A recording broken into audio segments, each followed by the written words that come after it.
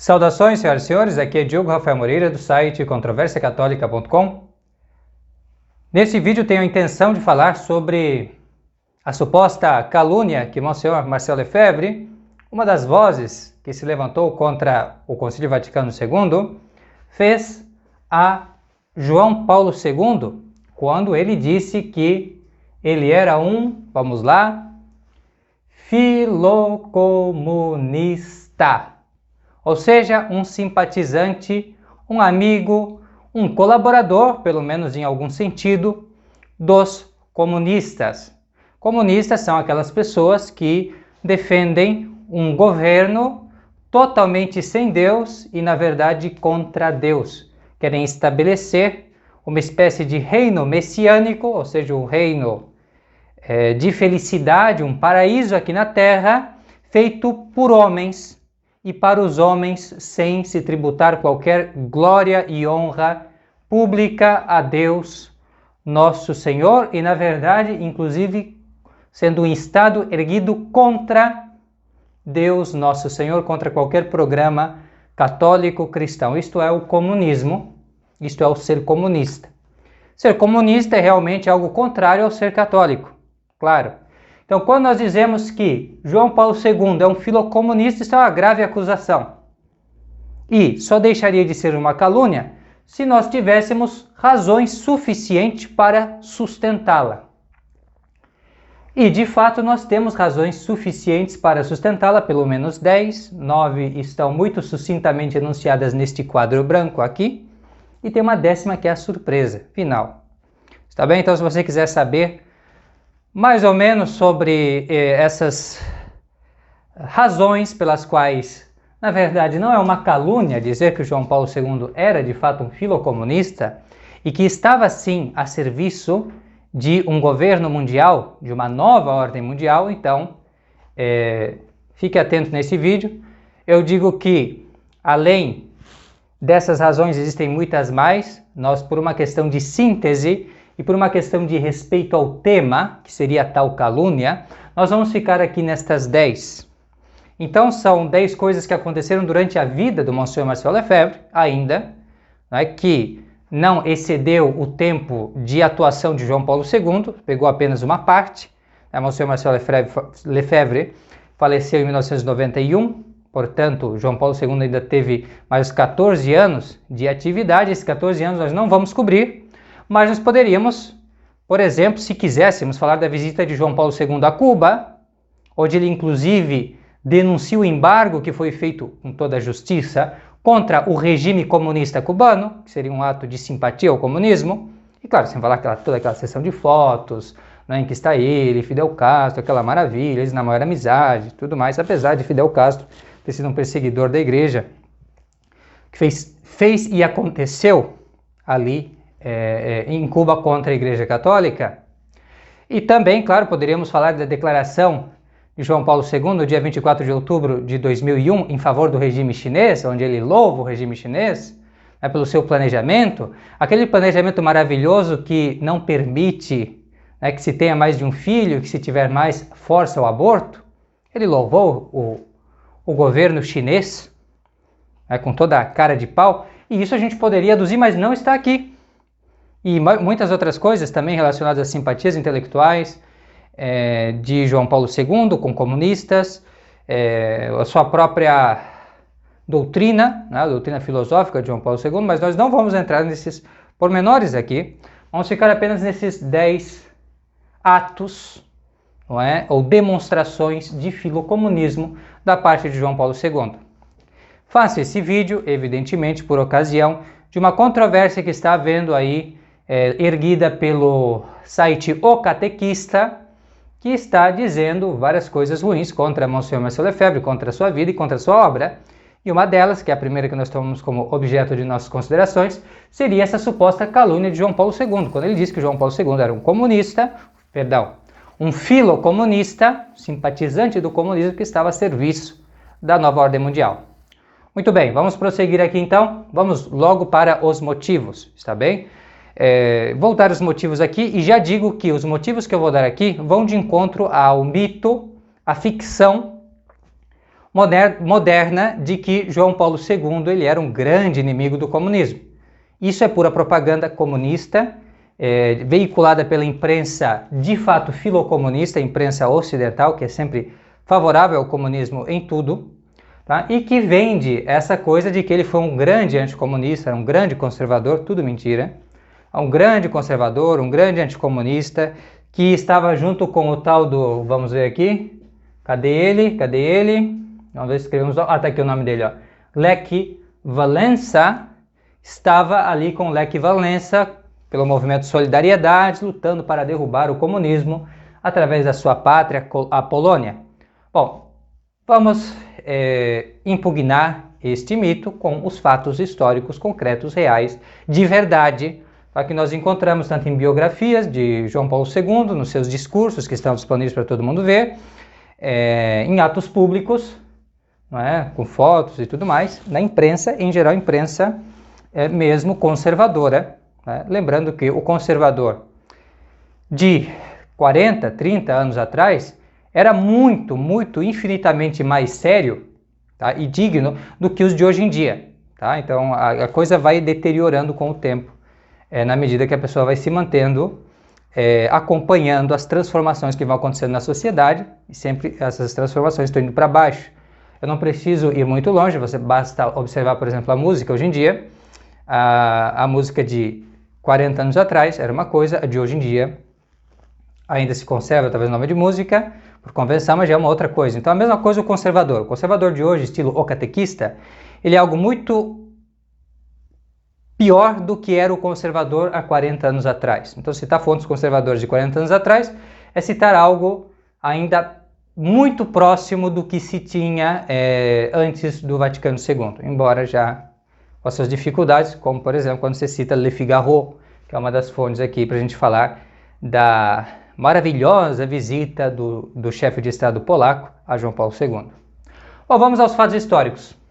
Vamos começar quando João Paulo II ainda era o Karol Wojtyła seminarista, nem tinha recebido as ordens ainda, estava no seminário 1945, vou escrever aqui, ainda 1945, e os comunistas derrotam os alemães, nós sabemos disso, não é? E invadem a Polônia.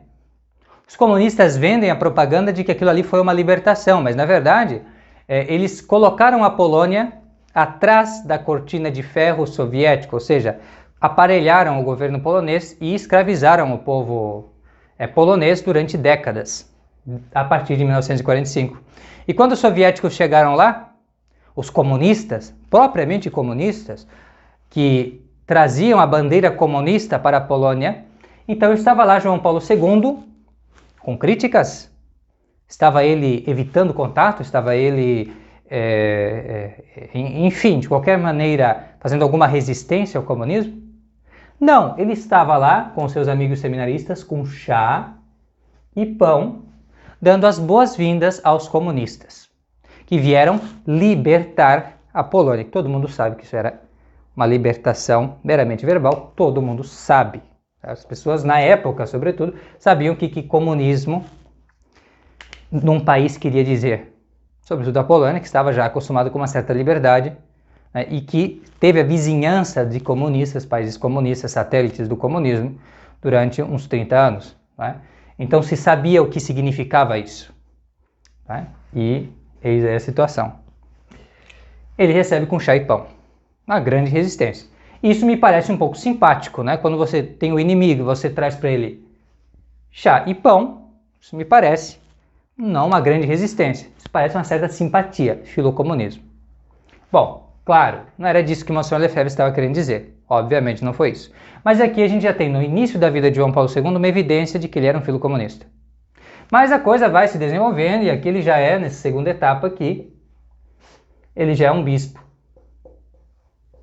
Não é? E durante o seu episcopado, ele diz na sua biografia que ele gostava de cantar os cânticos patrióticos de insurreição e independência, que é aquela independência com algemas a partir de 1945, dos partisãos. que eram controladas pelos comunistas, era a oposição. Oposição não, aliás, era o estabelecimento controlado pelos comunistas.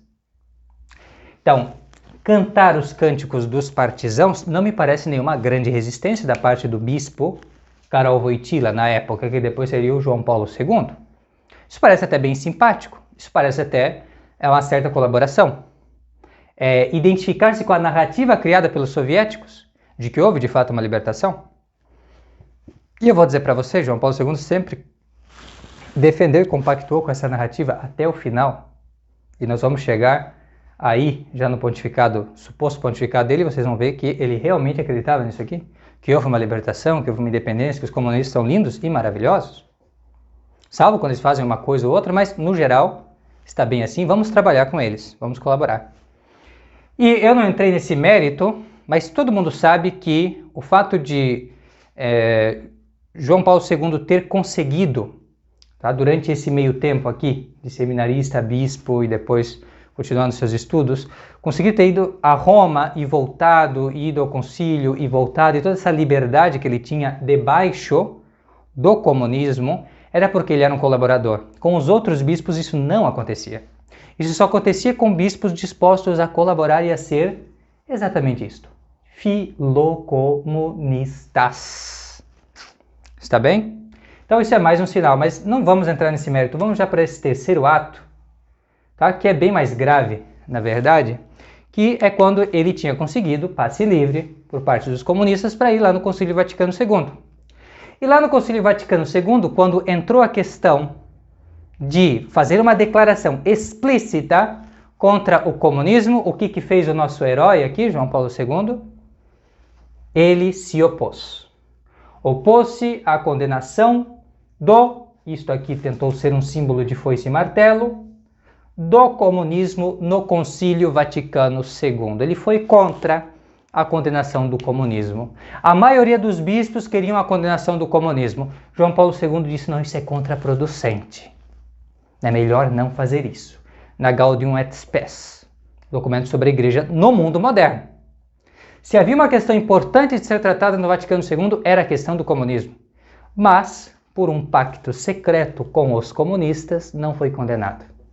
Não foi porque essa era a vontade dos bispos não condenar o Vaticano II, mas porque esse foi o contrato estabelecido entre o Vaticano modernista e os comunistas. Isto é um ato de filocomunismo. Isso não é um ato heróico de uma pessoa querendo derrubar o regime comunista. Não. Pelo contrário. Isso é um ato de simpatia ao comunismo. Filocomunismo. Vamos avançar? Alguém poderia dizer assim: não, mas isso aqui foi porque ele estava sendo pressionado. Porque ele não tinha uma outra opção. É como você ter uma pessoa, como o catequista vai dizer, que tem uma pistola para sua cabeça e aí você é forçado a fazer alguma coisa. E aí não tem outra opção. Mas no caso, aqui, já nesse quarto passo, você vê que ele já está longe da Polônia e da influência comunista. Ele já está bem protegido e quando ele tem a oportunidade de falar alguma coisa contra os comunistas para que o povo se levante, o que ele vai fazer? João Paulo II vai à Polônia, sua primeira viagem, em 1979, e quando ele está lá em Auschwitz, no seu sermão, ele passa pelas várias lápides memoriais que estão em Auschwitz. E quando ele passa pela lápide russa, soviética, comunista, o que ele vai dizer? Ele vai fazer alguma crítica ao regime comunista? Vai fazer alguma crítica aos comunistas? Não. Ele vai dizer que esta lápide se refere a um povo que teve um papel fundamental na última Grande Guerra, ele se refere à Segunda Guerra Mundial, que trouxe o comunismo à Polônia, e que essa nação é libertadora dos povos. Não poderia haver maior elogio. A nação que invadiu a Polônia e escravizou o povo polonês durante décadas e que estava ali mesmo a perseguir católicos é chamada de libertadora dos povos. Não podia haver maior ato de simpatia da parte de João Paulo II para com os comunistas. Não poderia haver. E se nós vamos para o ponto quinto, o qual a gente não quer se delongar muito, nós vamos entender por quê. Por que ele está tão disposto a ter simpatia, a colaborar? É porque a sua oposição ao comunismo, quando ela existe, se é que ela é verdadeira, ela era uma oposição apenas por direitos humanos. Não é por uma questão religiosa de que o comunismo é intrinsecamente mau, como dizia o Papa Pio XI e o Papa Pio XII. Não era por conta disso. Deveria haver uma colaboração entre católicos e comunistas, diria João Paulo II. Na busca do quê? Dos direitos do homem, do respeito à inalienável dignidade da pessoa humana, em defesa da liberdade de expressão, de poder dizer o que quiser, inclusive mentir. Essa liberdade de expressão que é professar a religião que quiser, que é ser o Deus de si mesmo, em outras palavras. Isso que quer dizer essa ideia maçônica da liberdade, dignidade humana. E ele estava ao passo com os comunistas nessa noção, só que a diferença é que os comunistas tinham certos meios que ele não concordava, mas o fim era sempre o mesmo, era uma sociedade plural onde os homens livremente aderissem ao que quisessem e fizessem o que quisessem, juntos, não é? Mas a questão sempre é essa, e onde fica Cristo Rei? Onde fica Nosso Senhor? Onde fica o submeter-se a tudo que Nosso Senhor ensinou e disse, né? Onde fica a evangelização, a cristianização das nações? Onde fica a renovação católica? Isso fica em silêncio.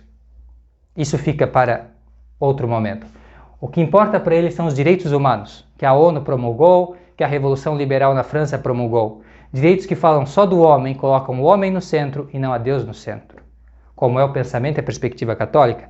Então, a discordância de João Paulo II com eles não é uma discordância na esfera das ideias, na esfera realmente do pensamento de como deve ser o Estado, de como deve ser a sociedade. Não é esse. Eles têm praticamente os mesmos fins e as mesmas ambições. Não é? A única discordância é se está realmente conseguindo usar os melhores meios ou não. Sempre nisso. E ainda assim, quando nós vamos para o ponto 6º, tá? Nós vemos que, na verdade, nem era uma grande oposição assim. Ele ainda achava que devia seguir o comunismo, porque a ideia era muito nobre, buscava a justiça social, buscava esses direitos humanos, ainda que tivesse lá seus reveses, estivesse oprimindo o povo, né? Estivesse atacando a igreja, ainda assim era algo que tinha uma boa intenção, não é mesmo? Como o diabo tem ótimas intenções, então ainda ele queria manter, e ele ficou surpreendido, dizem os biógrafos de João Paulo II, quando viu a queda, não só da Polônia, mas também da União Soviética. Ele não esperava por essa. E é tão verdade isto, que alguns podem debater por causa da propaganda que já engoliram, a ração de mentira que recebem da imprensa, eles estão acostumados com a mentira, então acham que isso aqui é um absurdo dizer isso aqui. Vamos agora para os últimos pontos, tá? E esses são os mais reveladores, acho que são os mais importantes aqui desta nossa exposição.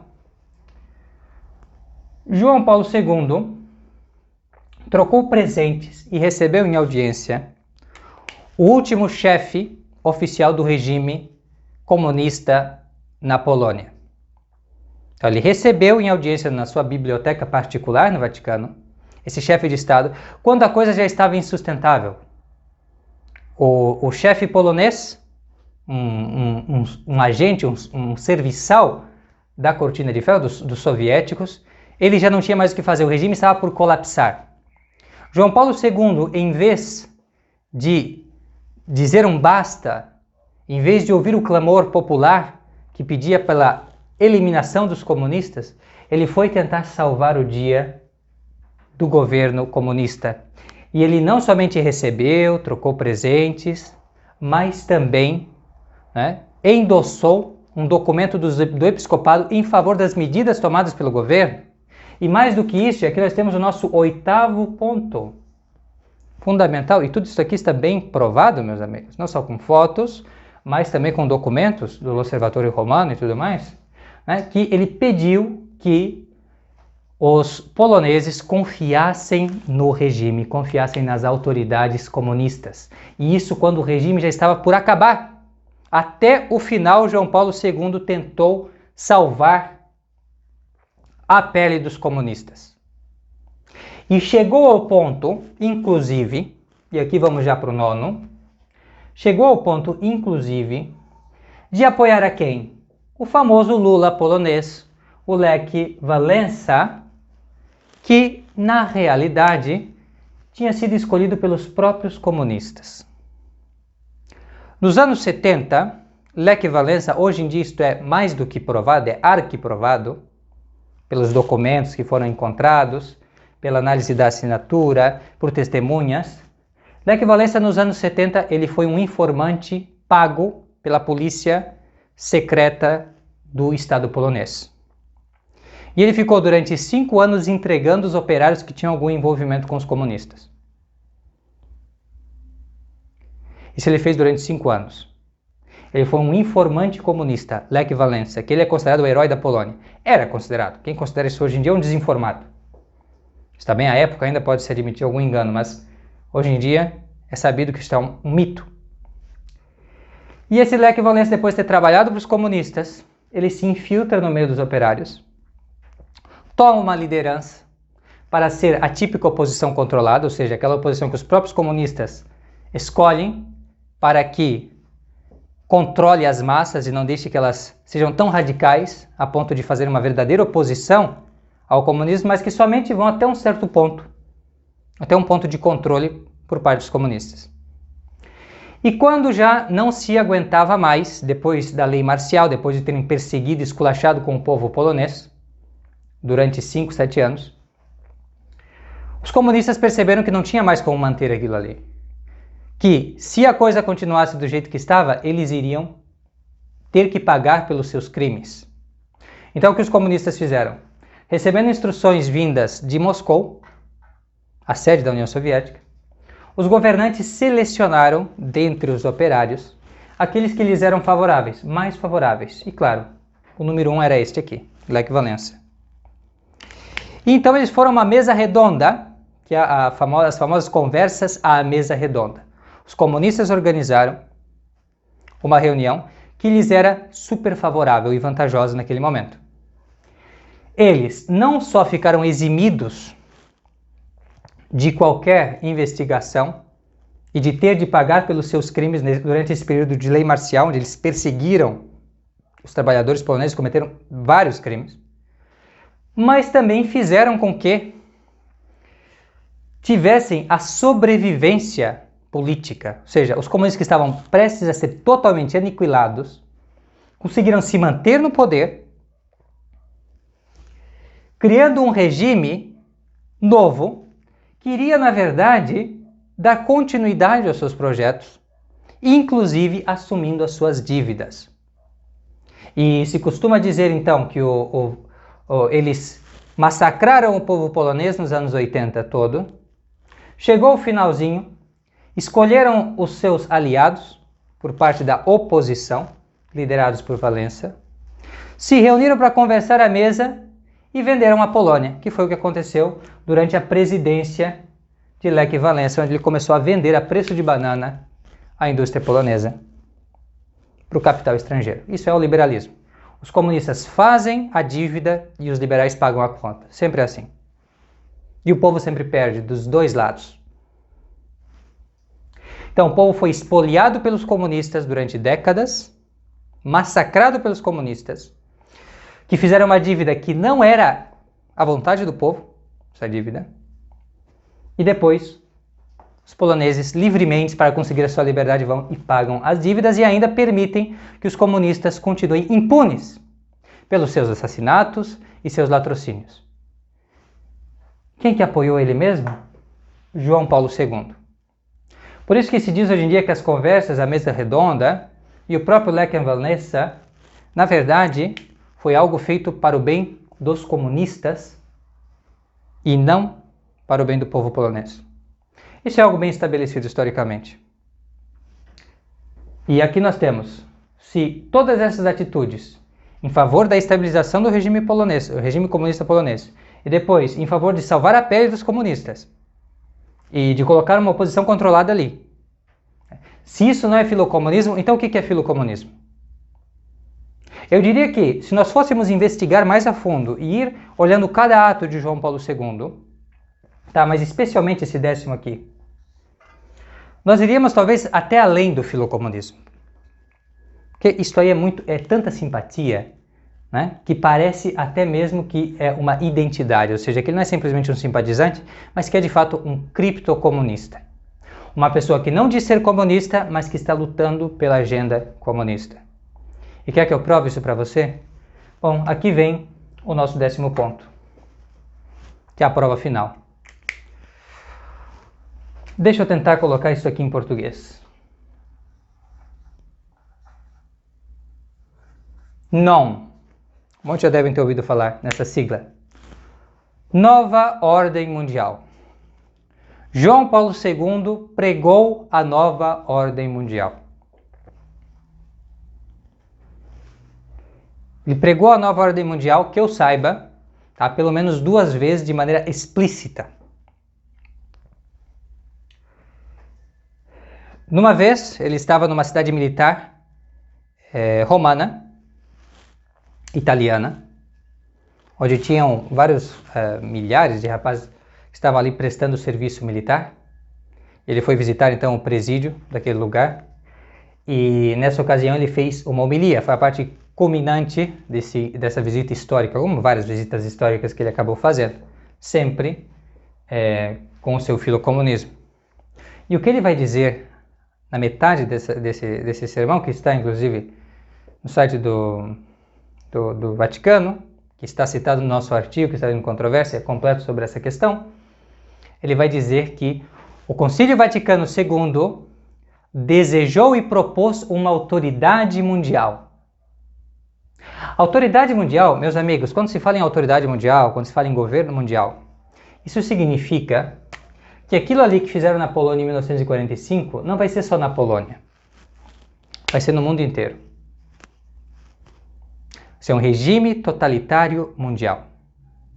E João Paulo II, inclusive, nesse discurso, em Cecchiniola, que é o nome dessa base militar, nesse discurso, ele vai justamente dizer que, inclusive, as forças armadas dos países devem diminuir o seu poder bélico. Deve-se fazer um esforço comum pelo desarmamento. Todo mundo sabe que esse clamar pelo desarmamento dos povos, tá? Isso tanto do ponto de vista interno, quanto das próprias forças armadas em si, né? Não só desarmar o povo, mas também desarmar o próprio exército. Isto aqui é a palavra de ordem dos comunistas. Isso aqui nem é filocomunismo, isso é puro comunismo. Isso é o trabalhar para o estabelecimento do comunismo internacional. Não tem outro nome para isso. O monopólio dos monopólios, o monopólio do mundo, que fica agora à mercê de uma democracia opressora. Uma burocracia opressora. Mas claro, que tem o nome de democracia, assim como os comunistas sempre falam, em liberdade, em igualdade, em direitos. É sempre assim. Na verdade, é um monopólio de alguns financistas, e burocratas em geral, que estão ali na frente, e o resto escravo. Tudo no controle de poucos. É isto que é o comunismo. E o comunismo aqui ele vai se disfarçar de um regime democrático, de uma utopia maravilhosa, mas que na verdade a realidade é terrível. E é por essa realidade terrível que João Paulo II lutou. Isso aqui já é bem mais que filocomunismo. E ele estava assim a serviço de uma nova ordem mundial, a serviço de um governo mundial, como disse Monsenhor Marcel Lefebvre. E isso diz em Cecchiniola, literalmente João Paulo II, que o Vaticano II quis uma autoridade mundial. Ou seja, Monsenhor Marcel Lefebvre está certíssimo. E a calúnia aqui não é de Monsenhor Lefebvre contra João Paulo II, mas é do site O Catequista contra Monsenhor Lefebvre.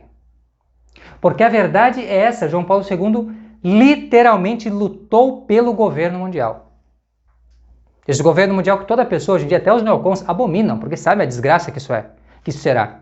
E ele lutou ativamente. E quando esteve também na tumba, em 1986, de Mahatma Gandhi, ele justamente usou a palavra Nova Ordem Mundial. Ele disse que assim ensinou Mahatma Gandhi, que chamou de herói da humanidade, colocando ele aqui num novo panteão, dos grandes heróis da humanidade. Ele é um herói da humanidade. um herói universal, mais universal do que os santos, é um herói da humanidade. E esse herói da humanidade, que serve a todos os homens, sem exceção de religião, de qualquer coisa, ensinou que se nós trabalhássemos juntos, nós vamos conseguir estabelecer uma nova ordem mundial. And today, as a pilgrim of peace, I have come here to pay homage to Mahatma Gandhi, hero of humanity. Mahatma Gandhi taught that if all men and women, whatever the differences between them, cling to the truth with respect for the unique dignity of every human being, a new world order, a civilization of love can be achieved. May God guide us and bless us as we strive to walk together hand in hand and build together a world of peace. João Paulo II estava trabalhando para o estabelecimento de um governo mundial, que na verdade é sinônimo de comunismo internacional, de opressão universal. Este foi o verdadeiro João Paulo II, que não é aquele João Paulo II que você vê na imprensa, é o João Paulo II real, com os fatos históricos aqui apoiando. Essa é a verdade sobre João Paulo II. Essa é a verdade que o catequista não quer digerir, que não quer admitir. Porque se ele assim o fizesse, ele teria que considerar que o seu apostolado é uma mentira. Tá? E é uma defesa de gente mentirosa, de bandidos, tá? Que favorecem a opressão dos povos, que favorecem a submissão, submeter, perverter, destruir, acabar com o catolicismo nos povos e colocar no seu lugar esse regime satânico, comunista. É isto simplesmente, do ponto de vista político. Foi sim um político filocomunista a serviço de um governo mundial. Isto que Monsieur Lefebvre disse é a pura verdade. E aqui nós temos que tirar o chapéu ao Monsieur Lefebvre, porque disse a verdade. Não foi calúnia de Monsieur Lefebvre. A calúnia é do site O Catequista. E eles deveriam, no melhor, se retratar. Ou pelo menos tirar esse artigo mentiroso do ar. Tá? E colocarem isto aqui, ó, que essa é a verdadeira vida bandida de João Paulo II. Que certamente essa altura deve estar pagando pelo que fez. Enquanto o povo polonês passava fome, estava recebendo o chefe comunista no Vaticano. Enquanto o povo polonês mal conseguia comprar o pão de cada dia, ele estava lá dando presentinho para o chefe comunista e dizendo que não, a gente tem que obedecer às autoridades comunistas. Tem que confiar neles. Confiar neles e evitar confrontos. É o que ele disse. Esse é o verdadeiro João Paulo II. Criem vergonha na cara, vocês que são os editores e os colaboradores desse site O Catequista. Isso é uma sinagoga de Satanás. Isso não é de Deus. Apoiar esse tipo de sem-vergonhice, esse tipo de canalha do João Paulo II, isso não é de Deus. Pelo amor de Deus, criem vergonha nessa cara. Abram os olhos para a realidade. Isso aqui não é propaganda que passa na imprensa. Isso aqui não é literatura de conveniência, isso aqui é realidade. E essa é a dura realidade. Mas é a realidade. E é melhor estar com ela, é melhor saber desse câncer aqui, do que ficar falando mal da vida e da obra de pessoas dignas. Pessoas que lutaram pela verdade da fé e lutaram pelo reinado social de nosso Senhor Jesus Cristo. Todos nós católicos tradicionais, que queremos manter a fé de sempre, nós devemos, nesses méritos de todo o ataque e resistência de Monsenhor Marcelo Lefebvre ao Vaticano II, nós devemos tirar o chapéu. E devemos o ter sim como um herói, pelo que fez combatendo o Concílio Vaticano II. Agora, esse tipo de gente aqui como João Paulo II, que vendeu não só a Polônia, concordou nisso aqui, mas a própria igreja aos maçons, comunistas e inimigos hereditários da fé católica, esses a gente tem que ter como traidores, como caluniadores, não simplesmente de um homem, mas do próprio Deus, e da própria Santa Igreja Católica. Todos sabem das milhares de desculpas que João Paulo II disse ao mundo comunista, ao mundo ateu. Quantas calúnias que ele aceitou, calúnias que dizem contra a igreja, quantas ele aceitou e endossou. E os catequistas estão atrás dele aqui, caluniando a igreja, caluniando verdadeiras pessoas que trabalharam para Nosso Senhor e defendendo e inocentando esses sem vergonhas aqui. Essa revolução de Tiara e Casula que foi João Paulo II. Isso é uma vergonha. Eu espero que essa nossa exposição aqui sirva para as pessoas abrirem os olhos, começarem a entender como que é a realidade mesmo das coisas. Tá? Mudarem de ideia sobre isso. Entender que este homem aqui foi de fato um filocomunista e que nós devemos combater o legado maléfico que ele deixou aqui nessa terra.